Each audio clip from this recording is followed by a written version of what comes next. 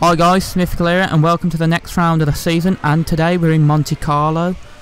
And last race we finished in 6th position, which was our best result of the season.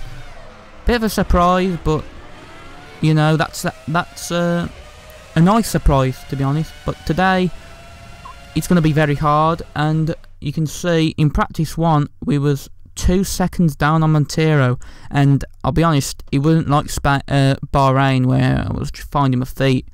I really knew the track, but it was just the graphics I was struggling with on the television. And again, in practice 2 we were still 1.4 seconds down on Montero, and as you can see, thankfully we ain't got that damage mod on, and them 2 corners and then cutting that corner was just a nightmare. And going into the race, I just wanted to finish the race. That was just the main aim, which obviously is pretty easy considering we ain't got the damage model on. But you know, I didn't want to rage quit just because the tunnel, especially the tunnel, I couldn't see it. It was like blind. Saint Devot again, you couldn't see. You know, Lowe's hairpin was hard to see. Casino Square hard to see. Half the corners you couldn't see. It was just impossible to see, and it was very hard. I had to adjust pretty quickly. You know, that's what I need to do in the race.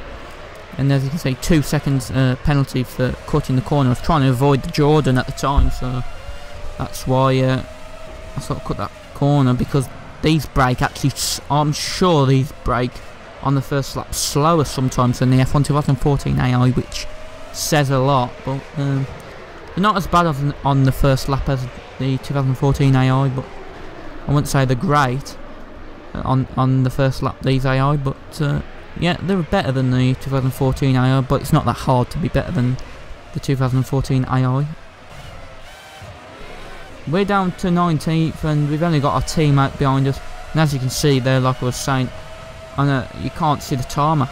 You cannot see the tarmac, and or the asphalt, whatever you want to call it. And then we get a 7-second penalty because we miss our braking point, and then I decided just to let Patrick go because I was holding him up, and obviously the team wanted me to let him go, even though he's slower than me. But today he was quicker than me, well, in the opening laps. And then again, couldn't see through Casino Square, and I hit the McLaren of Montoya, which was pretty frustrating. And at the time I was like, for God's sake. And then again, the Red Bulls parked at the I can't remember what this is called, so I'm not going to attempt saying what it was, but it was parked there, and I was just really pissed off, to be honest, with the first 4 or 5 laps. But actually on lap 5 we're going to finally catch up, and we get past our teammate Patrick Freisacker. So eventually, when we got our head screwed on and we adjusted to the lightness / darkness of the graphics, we actually did okay. And now we're looking to get past the Jordan. Don't know who it is at the minute, and we might try a Sergio Perez here. And yeah, we do. We're going to have the line with Clonk, the Armco, but then the Jordan clonks us, and he gets to place back. So at least there was a little bit of aggression there from the AI, which you like to see. And now we're going to try and drive up the inside of Carter Cayen, and we get that move done now for 16th position.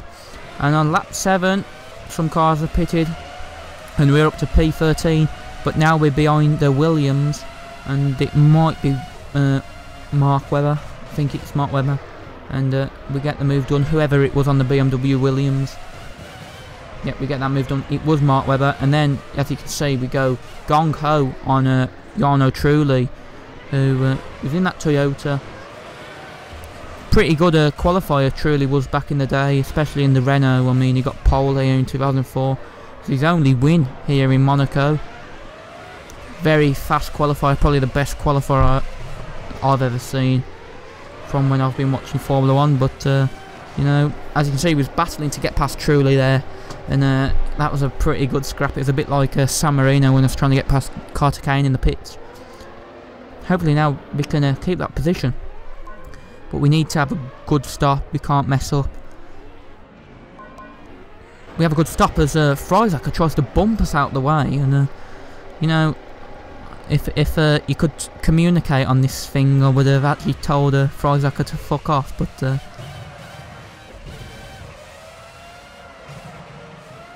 luckily the damage model ain't on and we don't lose our rear wing like you would have in F1 Challenge 1990-2002, and now we're just playing bumper cars with the Williams, and that was the moment where I hit the exit of Lowe's and I thought, oh, this is over now, our good comeback's over, but it wasn't, and on lap 13 we got past Jenson Button, and then we was after the Williams of Heidfeld, and we knew we had to get past Nick, because I'll be honest, if we get a point from this race, it'll be like the miracle in Medina, you know, it's just absolute unbelievable how we've managed to even get near a points position with the way we've drove. We've drove absolute terrible, and we've got a chance of nicking a point from Minardi, and yeah, unbelievable stuff as we sort of clatter into Sato.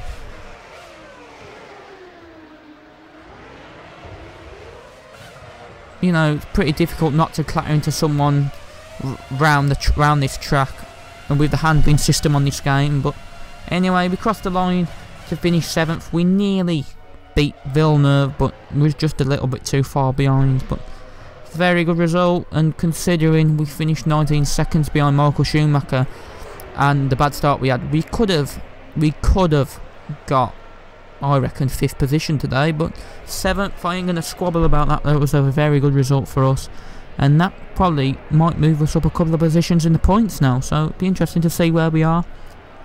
And we are still 10th, so it didn't. I don't believe it did, and yeah, that's disappointing, but still 7 points for Minardi. That's 7 more points than I expected us to get, so we've actually hit some good mid-season form.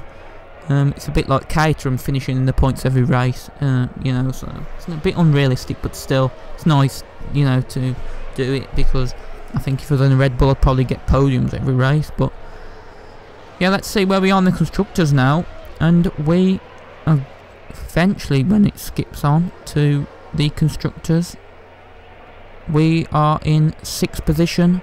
So if you've enjoyed the episode, leave a like, and until next time for the next round in Nürburgring, thanks for watching, and goodbye.